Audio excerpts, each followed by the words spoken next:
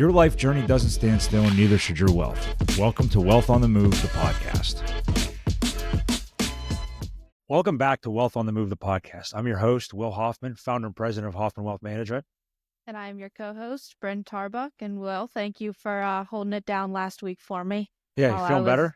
I am much better, but ready for some warm weather. I don't think this cold is helping anyone around here. The flu, it was no joke. It still is no joke in our area, in my kids' schools. So hopefully everybody's getting through this okay, and we can get this behind us. And Groundhog saw his shadow, didn't see his shadow. Regardless, it was 6 more weeks till spring, which really is no prognostication by any means, but we're almost there. And that was a couple weeks ago. So we have only a few weeks to go until warmer weather.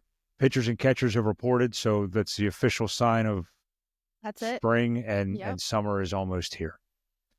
So speaking of needing some heat, I started talking in the last episode about the FIRE movement.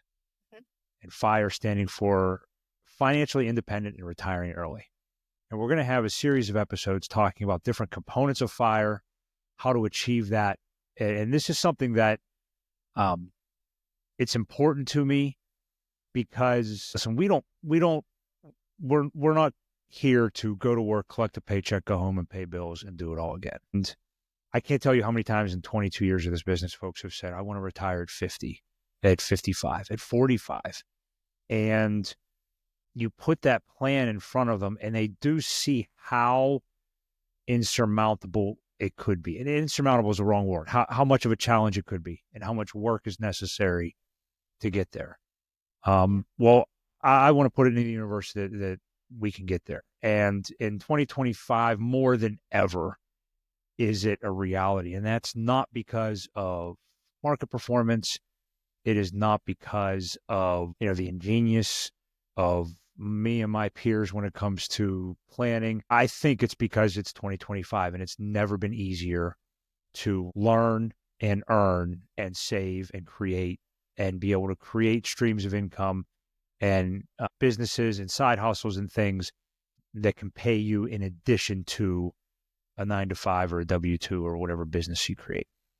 There's so much out there. I mean, everything from people that are taking hobbies to things that they've been doing as a career for years, and they just started taking out a camera, and now they are, supplementing that income and that career that they've had for years just because they decided to video what they've been doing. And look at the folks that have businesses that are they're pressure washers. Yeah. You get a little glimpse into the guilty pleasures of Will Hoffman and what he likes to watch. I'm guilty too. But watching these guys pressure wash a driveway, guys, so soothing, right? But they're monetizing YouTube channels in addition to running their pressure washing business that are creating another income stream that helps them get to that financial independence sooner. You did it, Brynn, with your retail shop that you had. Tell us a little bit about how that worked and how you were doing things like this in addition to just unlocking the door and hoping people came in and bought something and rang the register. Yeah, I mean, we had a boutique shop in our local town, and COVID hit us, and we decided while all the other local businesses were kind of, closing down and didn't know what they were doing, we decided, let's do something on the side that's gonna help us keep our doors hopefully open, and it did. And we started doing lives on Facebook because we thought, what's everyone doing during COVID while they're stuck at home? Is they're sitting on their phone or on their computer scrolling through social media. And our people found us. We had my grandpap we called it Amazon Prime delivery. He would deliver your package if you lived within 10 miles, quicker than Amazon. I mean, it was within like the day or next day. And that honestly is what kept us in business, so much so that once COVID was over and we were able to open our doors back up, it did kind of become like a side hustle because no one wanted us to get rid of it and they wanted us to continue doing it. And we did. And it brought in, some extra money that we were able to make. Right. And aside from the doors being open, you didn't have to be there unlocked and open and waiting for someone to come in and ring the register. You were generating business from your business while your business couldn't open. And And that's sometimes we were even at our house. We'd right. pack stuff up and we'd take it home. And I mean, so we didn't even have to be in the brick and mortar store to do it. We Right. were out and about. So, And it's yeah. just things like that. And we're still working on finding a side hustle coach to help us understand what's available, what we can do that has experience with these things well beyond what we do. But what it all boils down to is there is still an element of planning that is involved. Unless you do get a monetization of your business that you weren't expecting. And now that's created an opportunity to not have to work anymore, or you have hit the lottery, or you are in a career like a professional athlete or a actress or celebrity that has the ability to retire early because of a very profitable short career that folks like that have. When we're talking about the average person who wants to retire early through hard work, diligent savings, and additional income streams, there is some planning and some forecasting that is involved. So what we're going to talk about today is understanding what that FIRE number is and how much that you need to save, how you need to save it, and how to determine when it's time. And the types of FIRE we talked about, they're impacted by this, and personalizing this so that you can at least get started on a plan to get yourself to that financial independence. And when you say FIRE number, are you talking age? Are you talking number financially? It's going to be a fine or a dollar amount number that can sustain your life without earning another dollar, without being really terrified of significant market movements. There are some rules of thumb that you can apply here. I would encourage folks to do deeper planning than using a rule of thumb. However, a rule of thumb will work at least to get you started. But that's what determines how you can live the way you want to live, counting on factors that we know are going to be ever present: taxes, inflation, healthcare, things like that. And we're going to get into that, but not an age. Ideally, we are all going to say, I want to retire tomorrow. Yeah. Right. I don't know about you. Retiring, financial independence is one thing for me. Retiring early, I don't know. I enjoy what I do. I enjoy the grind and the hustle and working with our team and working with our clients. I'm sure there will come a time when I'm exhausted and it's passed me by, but I look at this as a get-to job. It's a get-to business that I get to do. And, when you enjoy what you do, you never work a day in your life. So retiring early has never been my mindset. However, financial independence is I think I've alluded to before, is one of my core values when it comes to personally how I run my business and save and earn my money is being able to have that financial independence. Yeah, my grandpapa was the same way as you. He always said, I'm never going to retire. I'm going to work until the day I die. And then him and my grandma ended up having 4 grandkids. And my grandma said to him one day, this is why you worked hard your whole life. You're going to retire. And he spent the next however many years just being a grandpa. And I think the same thing will happen to my dad and maybe you. You guys will work and work. And then one day it'll just be like, all right, that's enough. Need to babysit, need to do this. Yeah, that's, I think as a business owner, we all do hope that either that monetization day comes and somebody pays us way too much for our hard work, or that our kids move into our business and take that over, and then getting to work with them would kind of accomplish all of that. Let them do the work and I can go hang out with my grandkids. Right. There you go. I like that. So the FIRE formula, this is one of those rules of thumb that you hear a lot about as a traditional retiree. And by traditional, I mean retiring at that 65-year-old age. You'll hear a lot about something called the 4% rule. And the 4% rule is a rule of thumb that if you take 4% of your portfolio to live off of, your portfolio should last you the rest of your retirement. So that's a 30-year-long projection. Again, these are all rules of thumb that don't take in extenuating circumstances or market surges or market declines of some significance. One thing that's always bugged me about the phrase retirement is you think you have to wait until 65. that our profession focuses on retirement and retirement accounts and things that are, well, those are for folks that are the appropriate age. And the Right. FIRE movement is about the antithesis of that. It is about being able to dictate when I retire and when I work and how I work.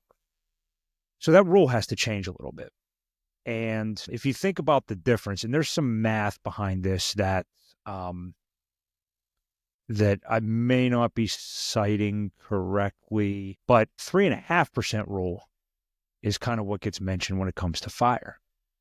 And that 3.5% rule is withdrawing 3.5% of your portfolio rather than 4%. And that small 0.5% difference can extend your portfolio out 50 years. Oh my gosh. So somebody who's 46 like me can now say, okay, this is the same as me being able to retire at 60 or 65 because I'm still getting that age 95 number that we try to plan for. So that small 3.5% rule of thumb is something to consider. Now, adjustments can be made based on the type of financial independence or FIRE that you have. And we talked about lean FIRE, which is you're going to live on as little as possible.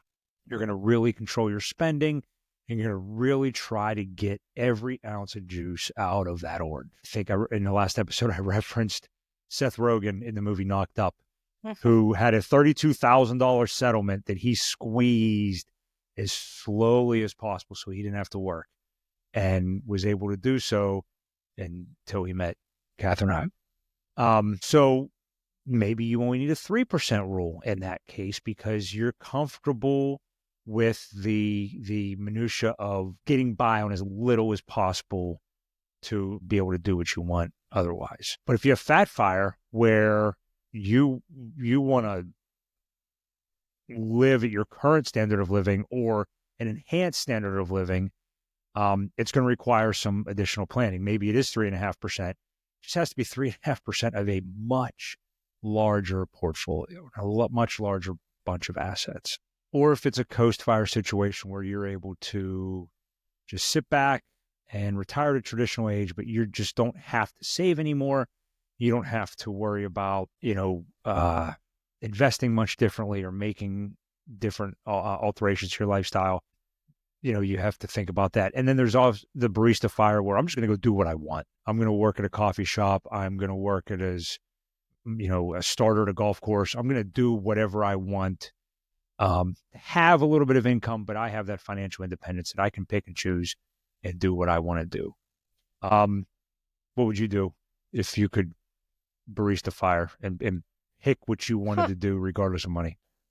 If I could pick what I want to do regardless of money, I'd probably have a nice island somewhere where no one could bother me. I'd visit the mainland So it'd be, here and there, but fat FIRE, not necessarily you said I could do whatever I want and not worry barista about FIRE. money. I'm not I mean, what worrying kind of about job? If you were to keep a job, but not have to worry about what that job paid you, put you on the spot there. I know. I know, you really did. I'll give you. You really I did. would be I'd be a high school basketball coach. Okay. That is something that I like the sport of basketball. I like being around basketball. I'd be a high school basketball coach. I like that. Yours is a lot more exciting than mine. I've had 23 years to think about this too. That's true. That's true. Yeah. Yeah.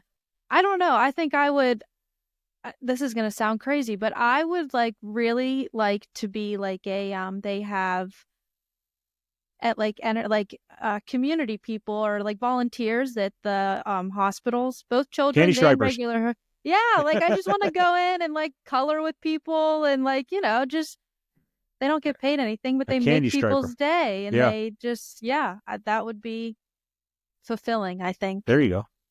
But who knows? But any kind of these FIREs, you still also have to think about the $1 million question that we bring about often, right?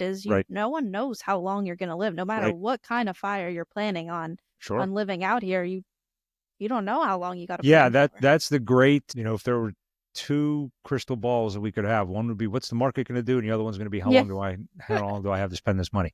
So you're right, and that brings up a lot of things that folks don't think about when they go into this process. And even a traditional retirement, let alone retiring early, are hidden costs. And these hidden costs of retirement are much more substantial when you are retiring early, especially things like healthcare, and not necessarily receiving the healthcare, but health insurance.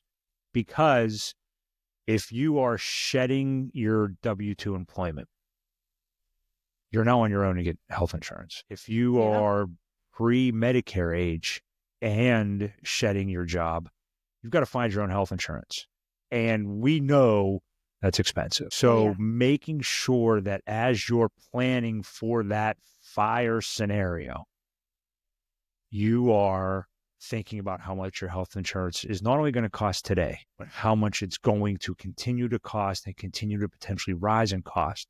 Because we know the price of healthcare way outpaces the price of inflation. So making sure you're considering that is very, very important.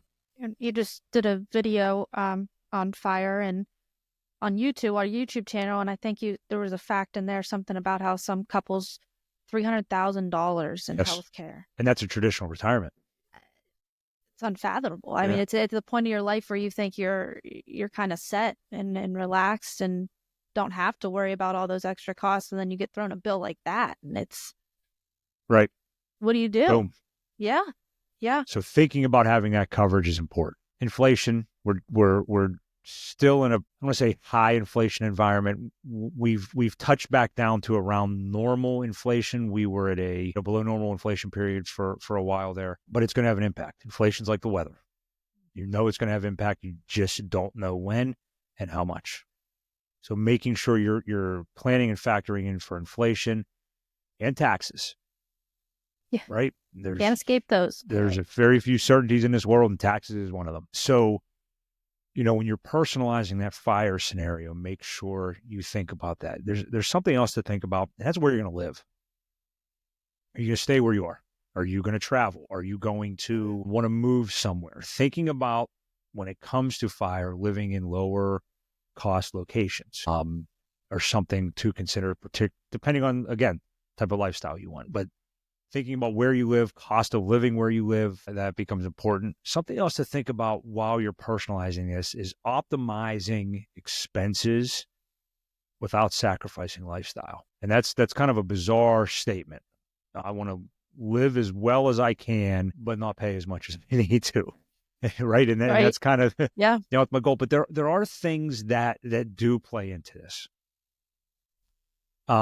There's a ton of YouTube research and YouTube knowledge available on stuff like travel hacking. Truth be told, Jamie and I watch a couple, Karen, Nate, huge fans of what they've done. At 27, they decided they were going to see 100 countries by the time they turned 30. And they did so on $75 a day by using credit card points and hotel points, and it's travel hacking. It is getting to see what you want to see, be where you want to be, travel to where you want to travel with as little of an expense as possible. And it's real. It's fulfilling. It is, you can gamify your lifestyle to the point where how you're spending and what you need to spend is important, or is being used to accumulate points so that you can have the lifestyle you want. I feel like we're obligated to give folks a disclosure right now, though, that make sure you pay off your credit cards whenever you're doing this and accumulating points, because the debt can saddle you and keep you grounded when you do want to be traveling. Yeah, you won't be getting the free airfare whenever you're. You may have free airfare, but you may have a credit score of 220 and make your health or your auto insurance significantly more expensive, and that has a negative effect. The other thing is how you shop may matter. Using all of the different apps and websites that are available to help you not only save money, but earn money as you shop, earn points as you shop, earn status with airlines as you shop. How you shop becomes very, very important there. So making sure that how you do those things and how you can get them to enhance your fire lifestyle or your fire savings is very, very important. I always reference this movie for some reason. There must be a lot of important life lessons in there, but the movie Up in the Air with George Clooney and Anna Kendrick, he is a traveling HR person, and his goal was to accumulate enough miles to have his name on the side of a plane.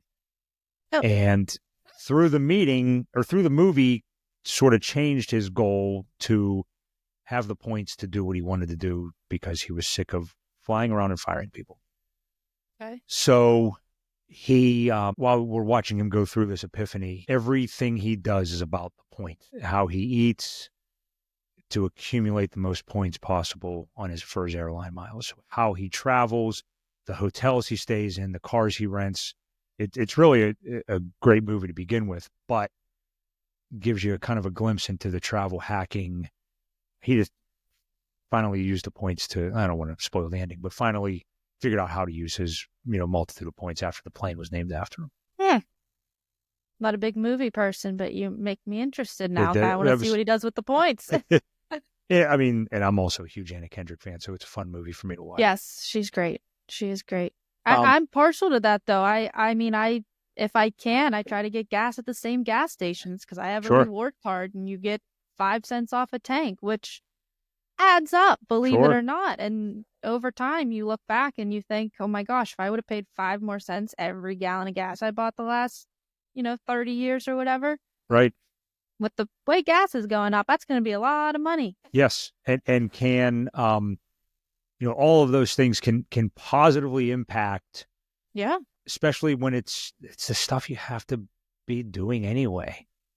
So it can help enhance your fire lifestyle, help create what you want to do. And, if you do it all with a camera in your hand, you may be able to make your side hustle money in the meantime while you're doing it.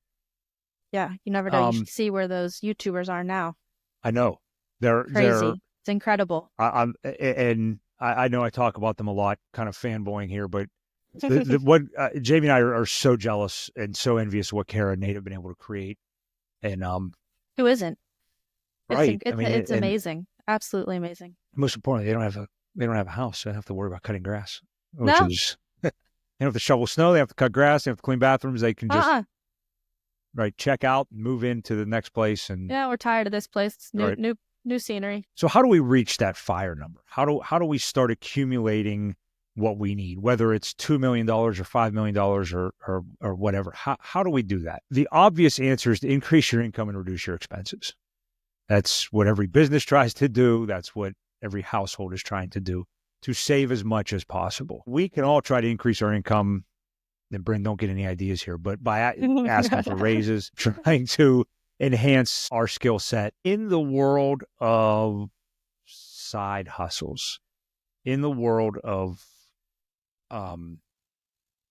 things like online selling and, the ability to pick things up for free, turn around and sell them on something like Facebook Marketplace, for example. There's a lot of ways to increase your income without having a huge impact on your 9-to-5. There's a lot of ways to use your knowledge from your 9-to-5 to create your own brand outside of that. We just happen to be doing it right now for our firm by using this podcast to enhance our 9-to-5 or enhance our business. But there's nothing that stops somebody that's a great purchasing agent from having a YouTube channel that purchasing agents are interested in and watching and accelerating and monetizing at some point. So there's a lot of ways to use your 9-to-5 and to make money from your 9-to-5 when you're not there or working for that company. They can help you reach that fire number faster. You can get into things like real estate. I know I've said this before too. The phrase passive income when it comes to real estate is I think a misnomer. The folks I know that invest in real estate, take care of real estate, it's far from passive. It is a great way to enhance your lifestyle. It is a great way to enhance your income. And it is a great way to create a income stream while you're doing your 9-to-5. But don't think of it as an easy way to enhance your income because it's hard work. And you have to know a lot about a lot. One thing that doesn't get discussed enough, it's not necessarily how your investments perform or how much you're saving. It's where you are saving it. It is asset location rather than asset allocation. if you have ambitions of retiring before 59 and a half, we know that if you're saving in a retirement plan, whether it's a 401k, a 403b, a Roth account, an IRA, however you're saving it, those assets are really challenging to access prior to age 59 and a half. So you are going to have to really think about the types of an account you are investing in to prepare your assets for distribution at an age earlier than 59 and a half. And that's something that piling money into your 401k is not going to help you retire at 50. Piling money into your Roth IRA, while tax advantaged, is not going to help you hit that 45-year-old retirement number. You're going to have to save, and this is where discipline comes into effect. Because one of the pleasures of a 401k is those tax impacts kind of create a governor on our money. And I don't want to pay that much taxes. I don't want to pay that tax penalty. So I am not going to access that money before 59 and a half. And when you don't have that built-in self-discipline that comes with a traditional IRA, you're always going to be enticed to say, oh man, I really like that car. I would really like to have a nicer car. And if I take a little bit out of that account, I can get there, or I can get that car.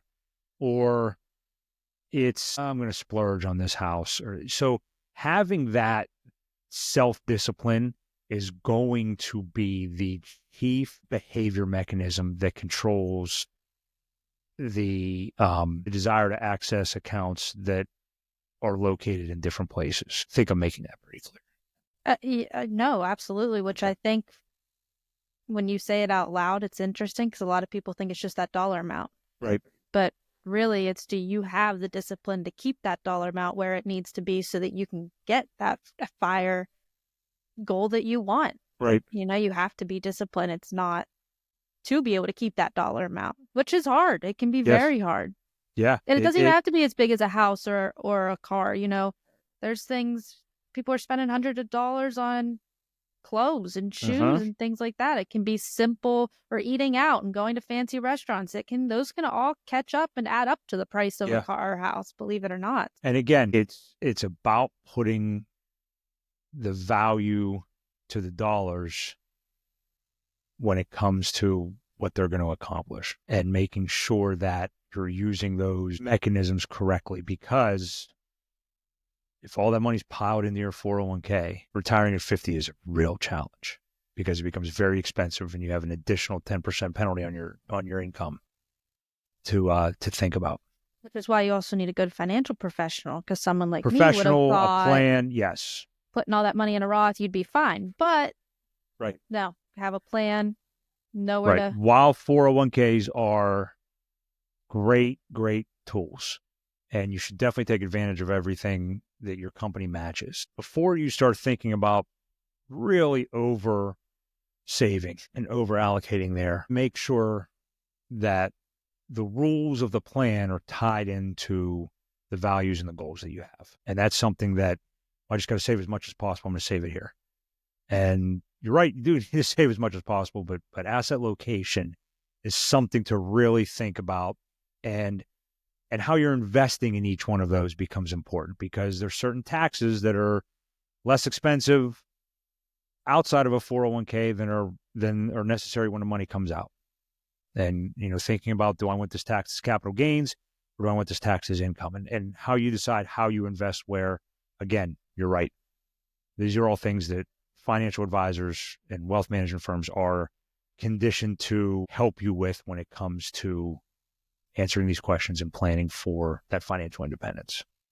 So what steps can you take to start figuring out all of this beyond calling Hoffman Wealth Management to give us we just told them the first step is come on in. On our website, there are tons of calculators, and we'll make sure we have the link to those calculators in our show notes, so that if you want to figure out what my number is, when I want to retire, how I'm going to retire, what Social Security looks, all of these things, you can. How this money is going to be treated when it comes out. Do I need to make any changes with asset location? Because Nico and I were just working on on a situation today where accumulation is easy. It's the distribution that gets tricky, and the distribution never gets thought about. And when you're 23 and signing up for your 401k, you're not thinking about distributions from this account. You're thinking about saving and earning and investing and accumulating. And the distribution process also has to be considered. So those calculators and those tools on there that we'll link can help you decide, should I be saving this in a Roth 401k or traditional? Should I be saving this outside of all of these accounts? How does my inheritance play in all of this? How does my healthcare play in all this? Also, think about the type of financial independence you want. Do you want to just not work and manage what you have and have an enjoyable life? Do you want to live high on the hog? Do you want to take private jets to Monaco and really live an exceptional life? Do you just want to work where you want to work, how you want to work, and coach basketball in high school and let your money work for you and retire? All those things are things to consider when you're putting this together, and some action steps to think about. And then the final thing is just how you're saving, where you're saving that. What type of asset location do you have in addition to what type of asset allocation do you have? There's just so many aspects of it that it's easy to overlook at least one, if not multiple. So it is important to sit down with someone and get a plan in place. And then keep reviewing your plan. And, that's the other thing, is make sure that what you're doing is looked at, reviewed often, updated when necessary. And so will your plan. What's that from? Life changes and so does your plan. I don't know. Is that a movie quote? I'm not a movie. No. Oh. But hey, listen, you're in marketing. You may have just coined a new catchphrase that it's true. that we can use. It is true. Whether you think it or not, it's going to change a little bit. Yes. And we have some more information and more episodes coming up when it comes to this FIRE conversation, this financial independence and retiring early. We're going to talk about, the equity compensation that may be available to you through your employer when it comes to RSUs and stock options and things, and how to get the most out of those that you can. Some common pitfalls that folks have. We're going to talk about really the lifestyle transition beyond the money, navigating relationships and purposes. I've said that, I'd love to be a high school basketball coach, and if I didn't have to work and got to pick what I did, that's what I would do, and navigate those types of transitions. Golden handcuffs, how to finally retire and get through leaving a high income career and what that process looks like. I always think about my conversation with Suzanne Campy about the retirement process, not the money part of that process, but the personal part of that process, and the conversation we had with her. And then the side hustles, how to supercharge that path using all of the things that are available to us in 2025 to really supercharge our earning and our ability to create and invent and save and turn into really our own brand when it comes to that. I'm looking forward to finding that coach and being able to have them on and navigate that. Yes, absolutely. So if you're listening and you know of anyone, or please. You are a side hustle guru, coach, whatever, connect us on LinkedIn, put us in the chat section or the comment section, and make sure you let us know, because we're looking for somebody to have that conversation with. Yes. Oh, yeah. Or if you're Karen Nate. Yeah. Please. We'll be happy to have you. We'll come to you. We'll come to you. Well, careful. They could be in Antarctica, and it's already cold enough here. I don't know that. I was going to say, it would probably feel the same. Once it's single digits, we don't know where they are, that they could be, they could be a challenging, maybe they're in Fiji though. I was going to say, never say never. Let's wait and see first. All right. So that wraps up this conversation on, figuring out your FIRE number. So if you do want to get to the bottom of what your FIRE number is, and figure out what that level or what that number looks like when it comes to financial independence, please reach out to us. Our website's always the easiest way to get in touch with us at hoffmanwealth.com. Very active on LinkedIn, so you can reach out to me there.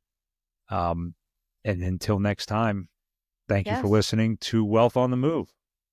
Yes, guys, keep your wealth moving, and we'll talk to you soon. The information covered and posted represents the views and opinions of the guest and does not necessarily represent the views or opinions of Hoffman Wealth Management. The content has been made available for informational and educational purposes only. The content is not intended to be a substitute for professional investing advice. Always seek the advice of your financial advisor or other qualified financial service providers with any questions you may have regarding your investment planning.